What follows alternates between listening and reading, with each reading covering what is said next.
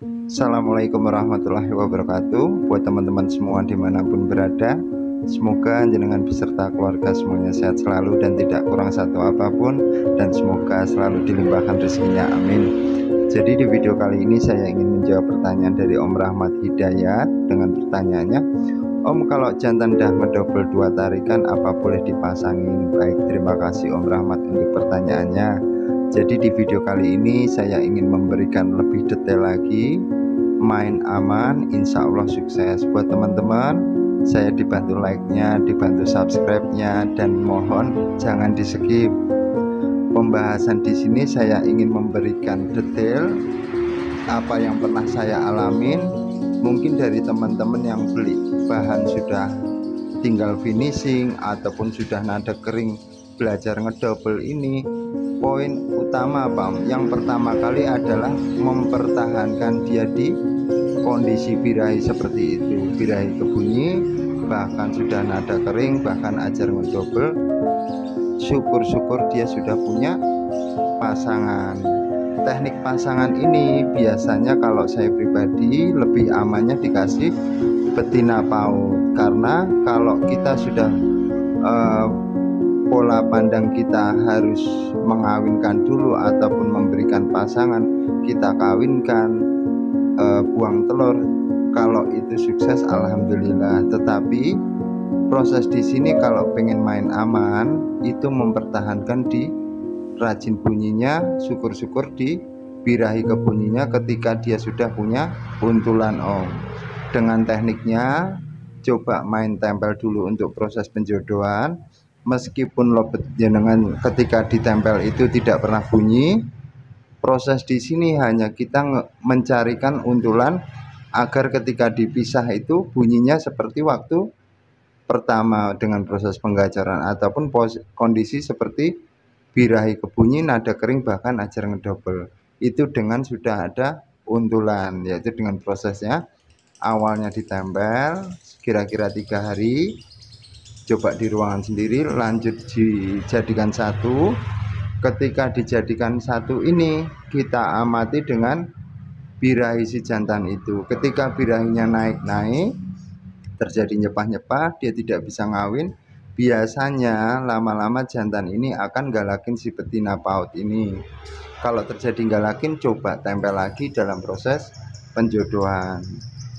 Ketika si jantan itu sudah suka dengan betina paut ini coba jenengan jadikan satu dulu, jadikan satu lagi di kandang kapsul. Setelah proses di kandang kapsul ini coba cabut pasang. Ketika jenengan bisa, dia masih kondisi bunyi tidak, masih kondisi seperti semula tidak. Kalau tidak, berarti pasangannya tidak cocok. Setelah dengan kondisi seperti itu, mungkin bunyinya sudah lama kita lara sendiri, agak lama dia baru bunyi, itu tidak masalah Om. Dengan proses kondisi seperti itu, kita kembalikan ke kandang kapsul lagi. Kira-kira dia sudah mulai jumbu-jumbuan ataupun birahi kebunyi. Kalaupun jantannya masih birahinya naik selalu ngajar si paut, baru biasanya kalau saya oper di kandang kotak Om. Ini pernah saya bahas yang kemarin, tetapi ini biar lebih detailnya, dan saya ingin memberikan step paling aman Om, karena banyak banget dari teman-teman yang komentar kemarin berkepikiran jantan yang sudah seperti itu wajib dikawinkan, ataupun kliknya jantan itu wajib kawin. Itu nanti Om belakangan kalau masalah itu. Yang penting poin pertama mempertahankan dia di rajin bunyinya, syukur-syukur dia sudah punya untulan. Itu poin pertama.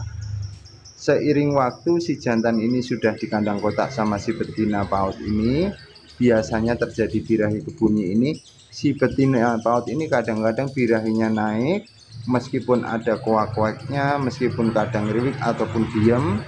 Lama-lama birahi si betina ini naik, dia akan cenderung diem dan jantannya lebih rajin bunyi. Proses di sini sukses pertama Om.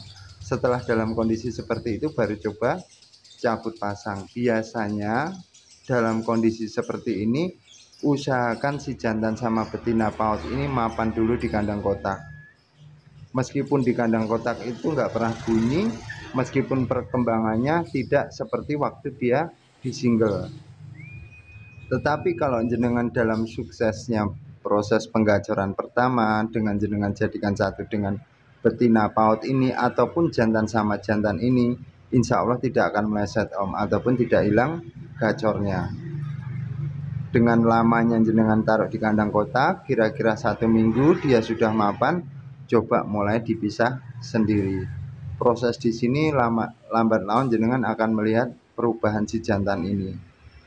Ketika jantan ini sudah rajin bunyi, sudah punya pasangan, coba mulai proses dinaikkan pakannya untuk menaikkan birahi si jantan dan si betina agar bisa dikawin. Gitu om. Jadi proses kawinnya si jantan sama betina ini juga bertahap om, ada stepnya. Usahakan si jantannya ada masa untuk ngerayu si betinanya agak jual mahal. Proses di sini akan menguatkan si jantan ini tetap di birahi kebunyinya.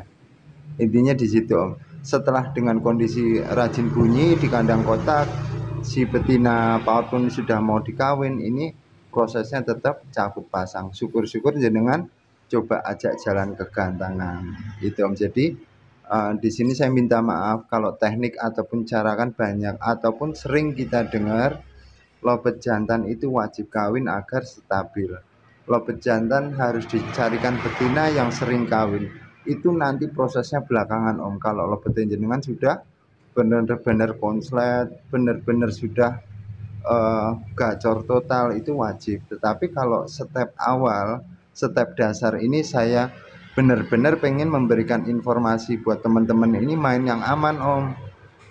Jadi hilangkan dulu kepikiran kita untuk punya jantan gacoran buru-buru kita kawinkan.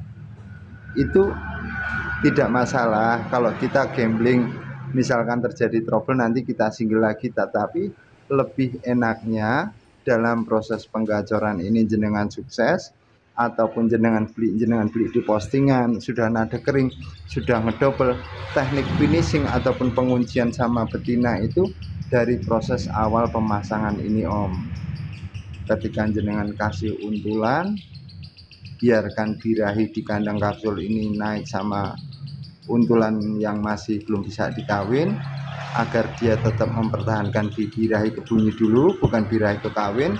Semakin galau nanti jenengan petal sendiri pasti masih bunyi. Jadi semoga bisa dipahamin step-step di sini. Jadi saya pengen dari teman-teman ini tidak ada istilah pusing ataupun masih bingung. Sebenarnya kalau dari teman-teman sendiri, saya pernah lihat dari komentar, saya pusing, masih bingung dan segala macam. Sebenarnya pusing dan bingungnya itu tergantung dari bahannya om, dari bahan kita yang kita proses dari awal. Karena kalau lobet itu materinya bagus, bakatnya bagus, proses penggacoran apapun dia pasti rajin bunyi. Dalam seleksi pemilihan materi ini memang kalau pengen kita punya modal dikit, kita tinggal colok di postingan. Tetapi kalau kita punya materi-materi di rumah itu yang kita nggak tahu dengan tekniknya, sama kayak kemarin kita koloni jadi satu, kita jejer-jejer, nanti pisah satu-satu, nanti jejer-jejer lagi, 3 hari kemudian kita pisah masing-masing. Di situ kita akan melihat kualitas lobet masing-masing. Kalau sudah tahu, eksekusi single dulu om. Setelah di single ini, usahakan bukan rawatan mandi jemurnya, tetapi usahakan dia mapan dulu di satu tempat untuk proses penggacoran. Intinya di situ om. Jadi buat teman-teman semua di sini saya minta maaf, bukannya saya paling bisa ataupun saya untuk mengguruin, hanya sekedar berbagi tips, berbagi pengalaman ataupun informasi. Dan buat teman-teman ini tidak terlalu bingung untuk teknik finishing ataupun penguncian gitu. Jadi teknik-teknik penguncian ini ataupun finishing ini akan saya lebih sampaikan lebih detail lagi dari teman-teman yang benar-benar nyimak. Baik, terima kasih buat teman-teman semua yang selalu support dan selalu memberikan motivasi saya. Dan buat teman-teman yang sudah ngikutin dari awal, di sini saya terima kasih sekali. semoga jenengan beserta keluarga semuanya sehat selalu dan tetap semangat. Intinya insya Allah saya akan memberikan informasi yang lebih enak dipahamin, tetapi sesuai dengan pertanyaan teman-teman semua. Tetapi ketika sudah ada yang saya unggah ataupun saya upload, saya akan berikan judul waktu jenengan tanyakan. Kiranya itu saja. Terima kasih buat semuanya. Wassalamualaikum warahmatullahi wabarakatuh. Matur nuwun.